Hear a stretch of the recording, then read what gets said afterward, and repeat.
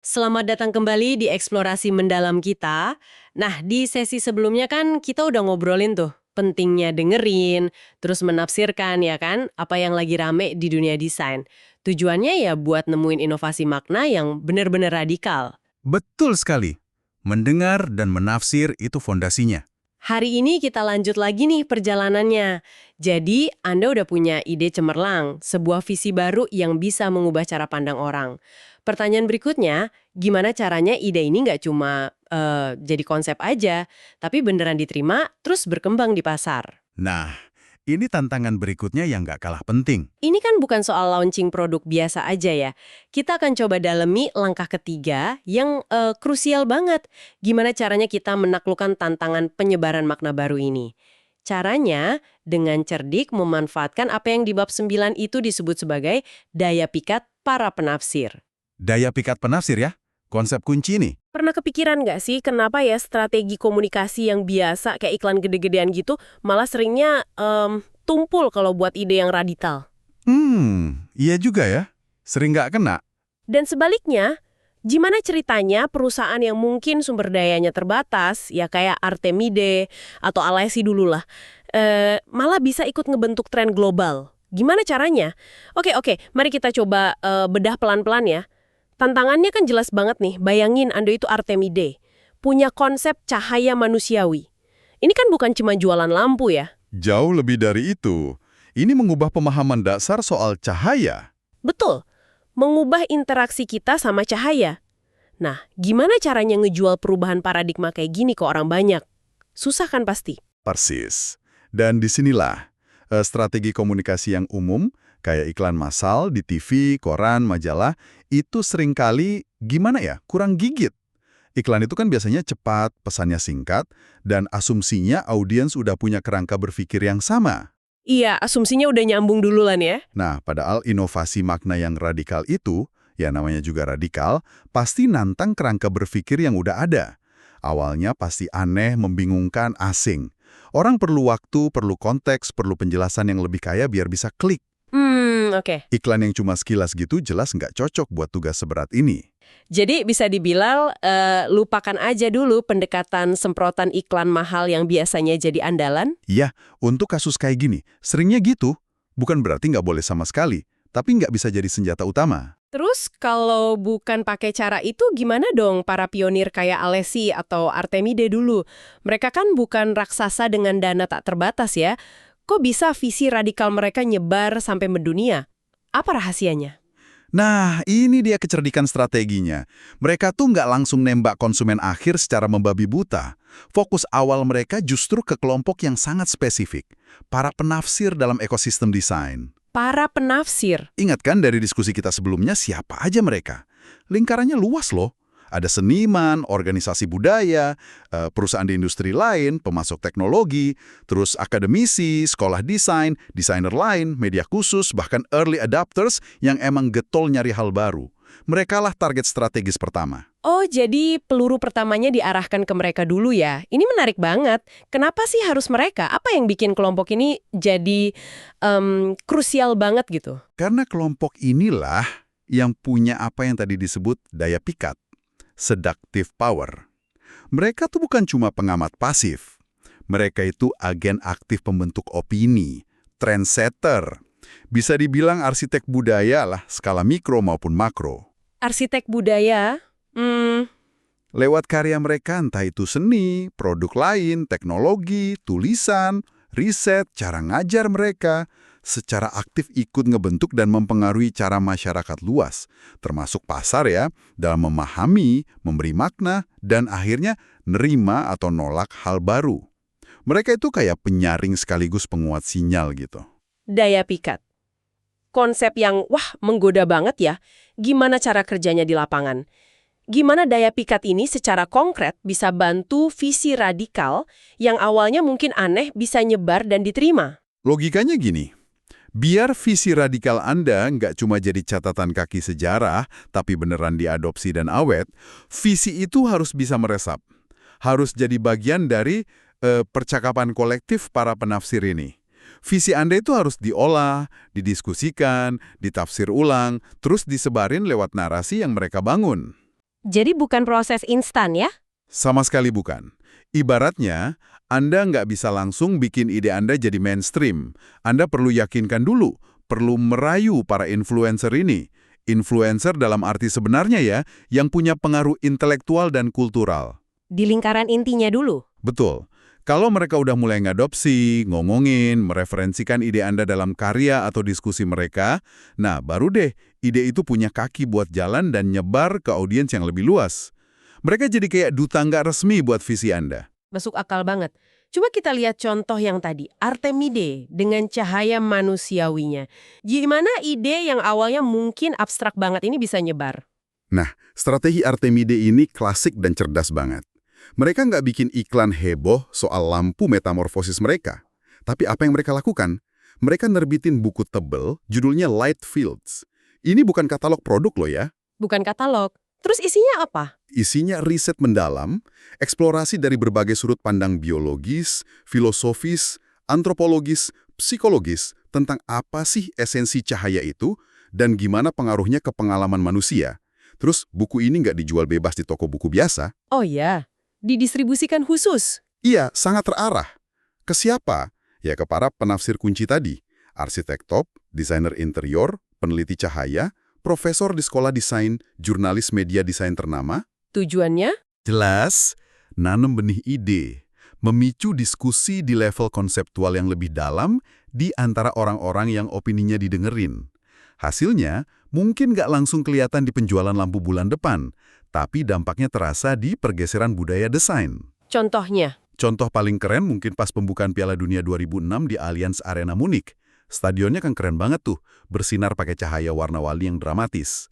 Nah, arsiteknya kan Herzog & de Meuron yang super terkenal itu. Iya, ingat. Fakta menariknya, sebelum proyek stadion itu, mereka ternyata pernah kolaborasi sama Artemide dan udah kenal banget sama visi metamorfosi mereka. Salah satunya ya lewat buku Light Fields itu. Wah, jadi nggak langsung ya hubungannya? Betul. Jadi acara global itu, tanpa Artemide pasang spanduk satupun, malah jadi kayak validasi visual skala besar soal nilai emosional cahaya berwarna. Secara nggak langsung, itu nguatin visi Artemide. Luar biasa. Coba deh Anda perhatikan di sekitar kita sekarang. Di kafe, restoran, hotel, bahkan rumah. Udah lazim banget kan pakai ambient lighting berwarna buat bikin suasana? Iya sih, bener juga. Udah biasa banget sekarang. Nah, ide itu butuh waktu buat dipupuk dan disebar. Dan para penafsir lah petani utamanya. Wow, itu contoh yang kuat banget. Jadi strateginya bukan teriak ke pasar, tapi bisik-bisik ke telinga orang yang tepat ya, para penafsir ini. Oke, pertanyaan berikutnya nih. Gimana cara bisik-bisik yang efektif ke mereka? Kalau bukan lewat iklan atau brosur biasa, terus mediumnya apa dong? Mediumnya adalah apa yang di sumber kita disebut prototipe budaya atau cultural prototypes. Nah, ini konsep kunci lagi nih. Prototipe budaya. Prototipe di sini itu bukan cuma model fisik produk atau demo software ya. Lingkupnya jauh lebih luas. Tujuannya juga beda. Bisa macam-macam bentuknya. Bisa buku riset kayak Light Field Study atau proyek publikasi awal Alesi soal filosofi desain mereka. Oke, buku. Apalagi? Bisa juga pameran khusus yang dikurasi dengan hati-hati. Fokusnya bukan jualan barang, tapi pamer gagasan. Acara budaya, seminar, workshop, atau produk konsep yang sengaja dibuat provokatif banget, terus dipamerin di pameran desain internasional. Bukan buat diproduksi massal, tapi buat mancing debat. Mancing debat ya? Iya. Bisa juga artikel di jurnal ilmiah atau majalah desain top yang ngebahas visinya. Presentasi di konferensi para pakar. Atau showroom perusahaan yang desainnya kayak galeri ide, bukan kayak toko. Situs web khusus yang nyeritain risetnya, bahkan produk yang dibuat khusus buat proyek arsitektur perintis, atau kompetisi desain yang temanya diarahkan ke makna baru yang mau dituju. Banyak bentuknya. Kenapa sih penekanannya di kata budaya? Apa bedanya prototipe budaya ini sama prototipe teknis atau pemasaran yang biasa kita kenal? Disebut budaya karena fokus utamanya bukan di fitur teknis, fungsi, atau argumen jualan. Fokusnya itu di penyampaian, kekayaan hasil risetnya. Terus interpretasi baru atas maknanya, dan kedalaman visi di balik inovasi itu. Prototipe budaya ini jadi medium buat mengartikulasikan bahasa desain baru, makna baru yang radikal, ke komunitas penafsir. Jadi tujuannya bukan biar orang beli saat itu juga? Bukan. lebih ke memprovokasi pemikiran, memicu dialog, nantang status quo, dan nanam benih ide baru di wacana desain. Contoh klasik lain itu pameran Tea and Coffee Piazza Alessi tahun 83. Mereka undang 11 arsitek top buat rancang set teh dan kopi. Hasilnya kan eksperimental banget. Oh iya, yang desainnya unik-unik itu ya. Nah, itu dia. Tujuan Alessi bukan buat langsung produksi massal semua, tapi pakai proyek itu sebagai prototipe budaya buat ngenalin bahasa desain postmodern ke peralatan rumah tangga. Dan tentu aja bikin Alessi jadi pusat perhatian dan omongan di kalangan komunitas desain internasional. Jadi kayak Philips dengan Project Vision of the Future mereka dulu ya, yang isinya konsep-konsep masa depan itu bisa masuk kategori ini juga dong. Tepat sekali. Itu contoh relevan dari perusahaan besar. Philips kan pakai banyak format tuh. Ada video sinematik, website interaktif, pameran keliling, buku tebel. Isinya riset dan visi mereka soal gimana teknologi nyatu sama hidup kita nanti. Kesehatan, kerja, hiburan. Iya. Nah, CEO Philips Design waktu itu, Stefano Marzano, bilang tujuannya itu buat nanam memori masa depan, memories of the future, di benak audiens kunci, terutama para penafsir. Memori masa depan, menarik istilahnya. Idenya, biar orang, terutama para ahli, media, mitra potensial, lebih siap secara mental pas perubahan radikal itu beneran datang. Bahkan lebih dari itu, buat nimbulin aspirasi baru terhadap masa depan yang mereka tawarkan. Keren banget ya geser fokusnya dari produk ke visi. Terus, apa aja ciri-ciri prototipe budaya yang efektif? Gimana kita tahu sebuah buku riset atau pameran itu berhasil jadi prototipe budaya yang bagus? Ada beberapa prinsip penting nih. Pertama, dan ini penting banget, ini bukan brosur jualan yang disamarkan. Tujuannya jelas, bagi riset dan visi ke penafsir, bukan jualan langsung ke konsumen. Nadanya lebih konseptual, reflektif. Oke, bukan jualan. Terus? Kedua, kedalaman dan orisinalitas konsep. Harus nawarin visi baru yang benar-benar nantang, orisinal, dan punya bobot konseptual. Nggak cukup cuma beda di permukaan aja. Harus dalam ya? Betul. Ketiga, ngasih ruang buat interpretasi lebih lanjut. Prototipe budaya yang bagus itu jarang banget ngasih solusi final yang kaku. Justru sebaliknya, sifatnya terbuka. Mancing pertanyaan, nyisain ruang buat penafsir lain buat ngembangin idenya. Ngeritik atau ngehubungin ke konteks lain. Ini yang bikin diskusinya hidup. Jadi nggak nutup kemungkinan lain ya? Ya. Keempat, seringnya multiformat dan bertahap. Jarang cukup satu jenis aja. Perusahaan yang jago biasanya pakai kombinasi. Buku, pameran, workshop, proyek percontohan, online. Buat jangkau penafsir yang beda-beda di waktu yang beda. Mungkin prototipe awal kayak buku riset Alessi Artemide. Lebih eksklusif buat narik perhatian peneliti kunci dan seducers di lingkaran elit. Baru nanti visinya diperluas lewat medium lain. Intinya komunikasinya bukan soal jualan produk, tapi lebih kayak pameran visi ke para ahli dulu. Tapi tunggu dulu deh. Kalau kita sebarin riset mendalam sama visi strategis kita lewat prototipe budaya gini, apa nggak sama aja kayak buka kartu? Kayak ngasih tahu rahasia dapur ke publik, termasuk ke pesaing dong. Gimana cara ngelindungin inovasi makna kita kalau kita malah aktif nyebarin? Nah, itu dia. Apalagi kan kita tahu paten itu sering nggak kuat atau nggak relevan buat ngelindungin makna atau bahasa desain. Kayak dilema ya rasanya. Ini pertanyaan bagus banget, dan jawabannya mungkin agak paradoks ya. Perlindungan buat inovasi makna, ini emang nggak utamanya datang dari kerahasiaan atau paten aja. Justru sebaliknya, perlindungan paling efektif itu datang dari bangun reputasi sebagai inovator orisinil yang otentik. Reputasi. Iya, dan reputasi ini, ironisnya, dibangun justru lewat proses penyebaran visi melalui prototipe budaya itu sendiri. Loh, kok bisa gitu? Bukannya kalau disebar terbuka, malah ngasih amunisi buat pesaing niru lebih cepet?